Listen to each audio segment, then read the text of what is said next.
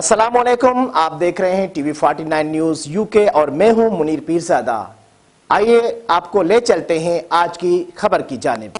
पाक Saudi friendship forum के तहत सऊदी अरब के योम तासीस के हवाले से सऊदी अरब के 300वें योम तासीस के मौके पर पाक सऊदी फ्रेंडशिप फोरम के सर एहतमाम चेयरमैन चौधरी खालिद रशीद की सदारत में जद्दा के मकामी होटल में एक पुरवकार तकरीब का एहतमाम किया गया, जिसमें पाकिस्तानी और सऊदी कम्युनिटी के मारूफ शख्सियात ने पुरजोश तरीके से शिरकत की। तकरीब का आगाज़ सदारती एवार्ड याफ्ता कारी मोहम्मद आसिफ की तिलावत कुरान पाक से हुआ।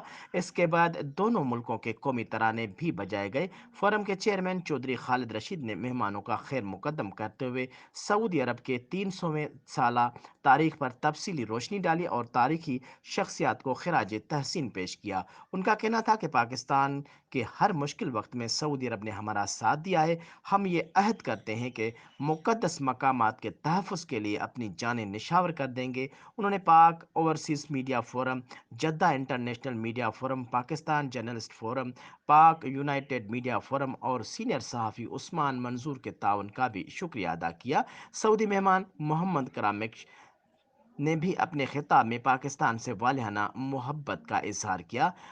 उनका कहना था कि दोनों मुल्कों की मोहब्बत लासवाल है। हर आने वाले दिन हमारी दोस्ती मज़ीद मुस्तहकम करता है।